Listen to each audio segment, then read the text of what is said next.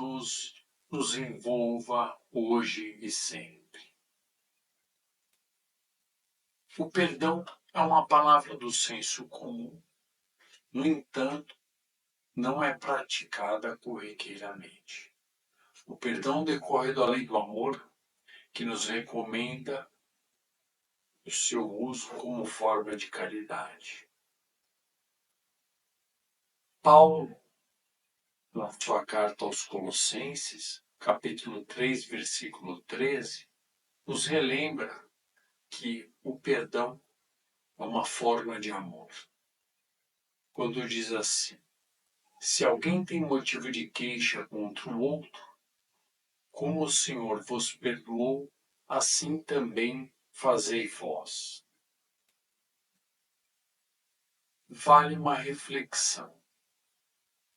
Perdoar seria o mesmo que desculpar? Nós desculpamos quando nos acontece uma situação em que nos incomoda, mas não nos gera ressentimento. Veja que é uma coisa mais leve.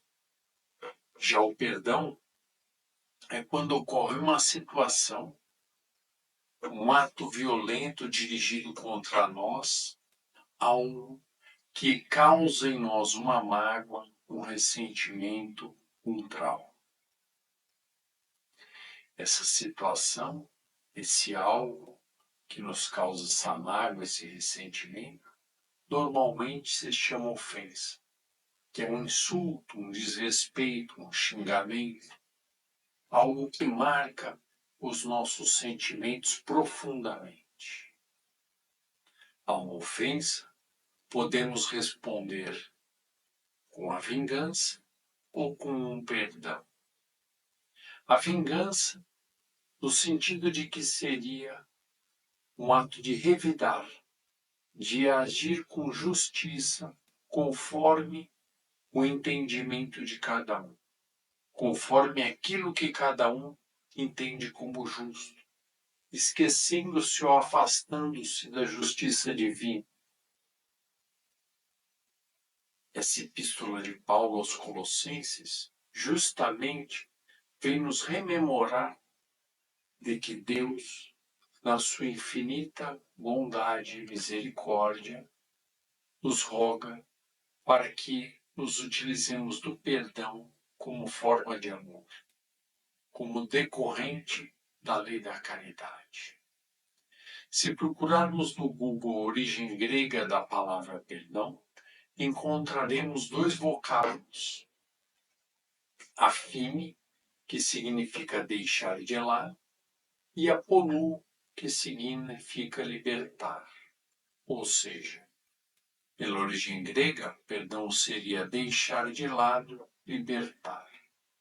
Pela origem latina, perdão seria per, de ir além, e donare, de doar. Ou seja, ir além, passar um pouco, suportar um pouco mais.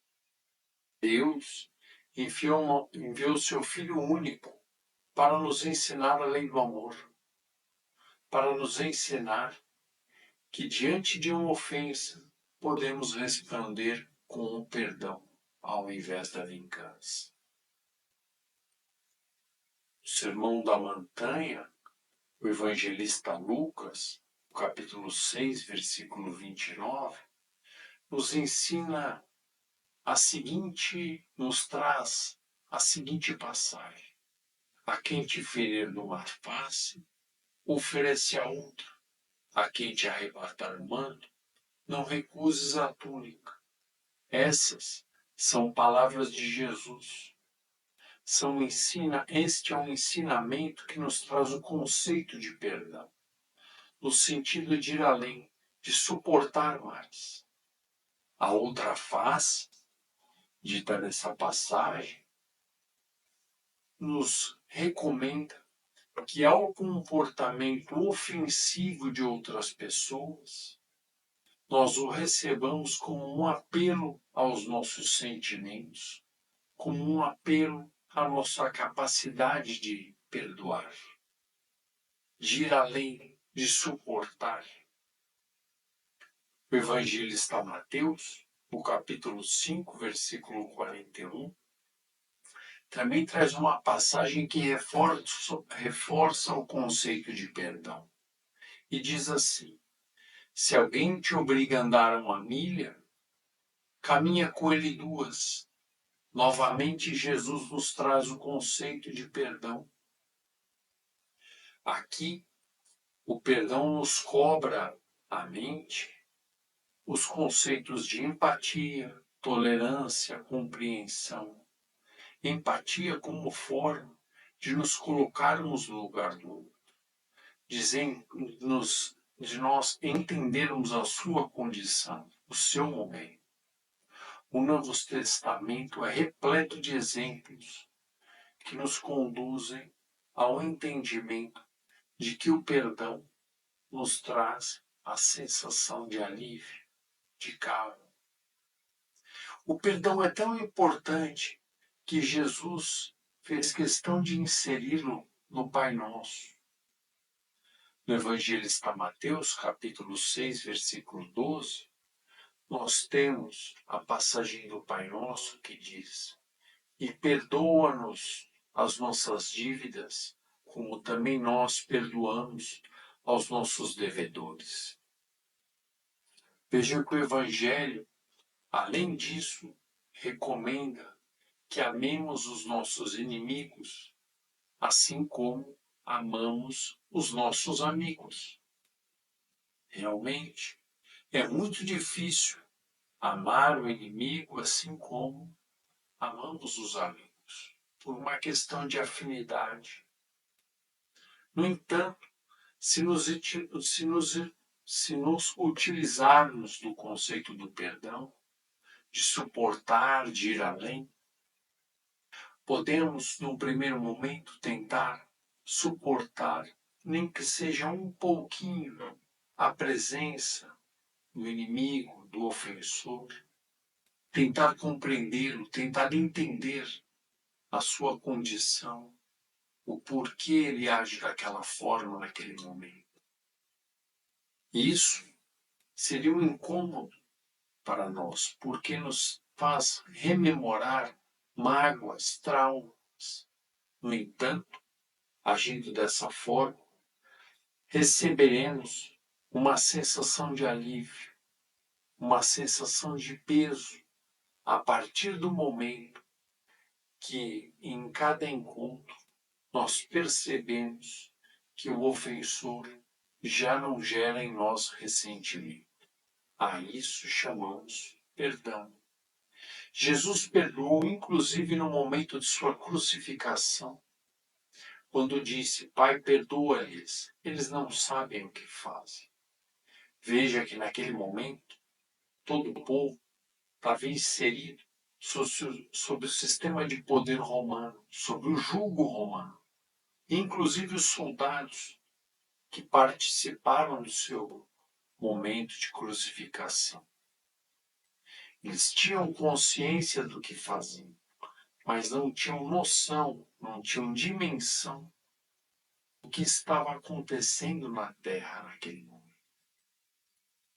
Certo que, em dado momento e o momento posterior, a própria consciência lhes cobraria o peso daquele ato.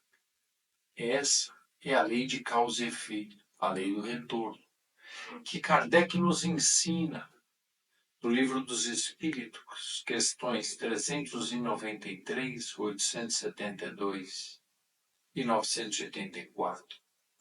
O retorno, não de forma imediata como desejaríamos. Não seríamos nós os executores da justiça divina, mas o retorno através de Deus, que no momento certo vai saber o que é apropriado para cada um. Perdoar não é fácil, mas não é impossível. Para iniciar o desenvolvimento da nossa virtude no perdão, primeiramente, teremos que controlar nossos pensamentos e nossas palavras. Não retribuir ofensa. Depois, relevar a ofensa.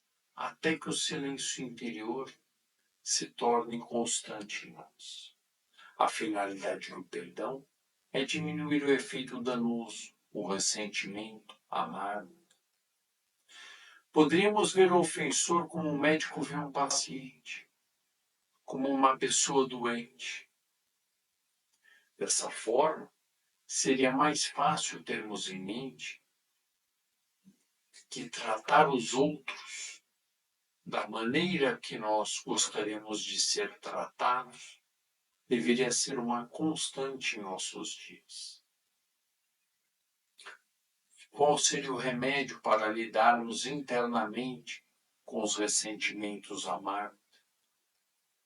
O remédio seria visitarmos todo dia nossa consciência, a fim de limpar esses ressentimentos, retirar dela os pensamentos impuros, lembrarmos que a fé, lembrarmos na fé que a justiça divina olha por todos nós e age incessantemente. Lembrar que eu me respeito, eu me amo, cada dia, de dia em dia, vou cada vez melhor. Jesus guia nossos passos, nossos caminhos e cuida do nosso coração. Esse amor próprio é muito importante. Vamos rezar pelos outros. Vamos lembrar que o desenvolvimento das virtudes é uma causa individual.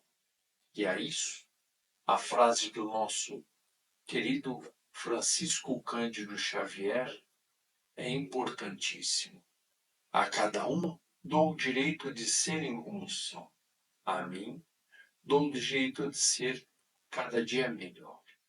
Que a paz do nosso Mestre Jesus nos envolva hoje e sempre.